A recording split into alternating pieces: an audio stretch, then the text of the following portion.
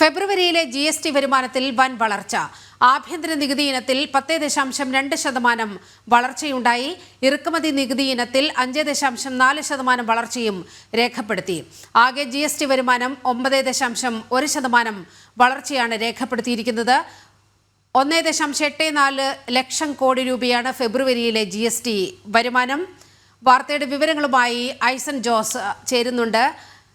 ഐസൻ, ആകെ GST വരുമാനം 9.1% വളർച്ച രേഖപ്പെടുത്തുന്നു എന്ന് പറഞ്ഞാൽ വലിയൊരു നേട്ടമാണ് രാജ്യത്തെ സമ്പദ് വ്യവസ്ഥ ഉണ്ടാക്കിയിരിക്കുന്നത്.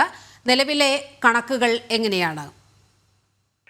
തീർച്ചയായും നീലിമ, രാജ്യത്തിന്റെ GST വരുമാനവും അതുപോലെ തന്നെ രാജ്യത്തിന്റെ വ്യാവസായിക ഉത്പാദന രംഗവും മുന്നോട്ട് പോകുന്നു, അതുപോലെ വാണിജ്യവും മുന്നോട്ട് പോകുന്നു എന്നതിന് ഏറ്റവും വലിയ തെളിവാണ് GST വരുമാനത്തിലെ മാസം തോറും ഉണ്ടാകുന്ന, അല്ലെങ്കിൽ കമ്പയർ ചെയ്യുന്ന തൊട്ട് തലേ വർഷത്തെ ആ മാസത്തെ വരുമാനവും തമ്മിൽ കമ്പയർ ചെയ്യുമ്പോൾ ഉണ്ടാകുന്ന വളർച്ച എന്നത് ഒരു യാഥാർത്ഥ്യം തന്നെയാണ്. നമുക്കിപ്പോൾ ലഭ്യമാകുന്ന ഏറ്റവും പുതിയ സൂചനകൾ അനുസരിച്ച്, അതായത് ഫെബ്രുവരി 28-ന് പുറത്തു വന്ന കണക്കുകൾ അനുസരിച്ച് നമുക്ക് ലഭ്യമാകുന്ന വിവരങ്ങളിൽ നിന്നും മനസ്സിലാക്കാൻ സാധിക്കുന്നത് ഫെബ്രുവരിയിലെ GST വരുമാനത്തിലെ മൊത്തം വർധന 9.1%. അതായത് 1.84 ലക്ഷം കോടിയുടെ വരുമാനമാണ് ഉണ്ടായിരിക്കുന്നത് എന്നാണ് മനസ്സിലാക്കാൻ സാധിക്കുന്നത്.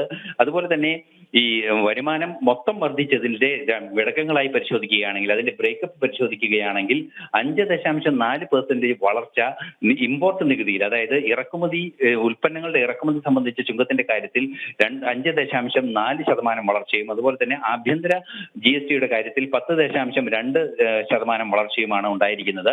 നേരത്തെ നമ്മൾ സൂചിപ്പിച്ചതുപോലെ ഈ GST വരുമാനത്തിലെ വലിയൊരു കുതിപ്പ്. ശരി ഐസൻ, ഇതിലേറ്റവും ശ്രദ്ധേയം യുപിയിൽ നിന്നാണ് 14% GST കളക്ഷനിലെ വർധനവാണ് രേഖപ്പെടുത്തിയിരിക്കുന്നത്. ഏറ്റവും കുറവ് തെലങ്കാനയിൽ നിന്നാണ് 1%. ഐസനാണ് വിവരങ്ങൾ പങ്കുവച്ചത്.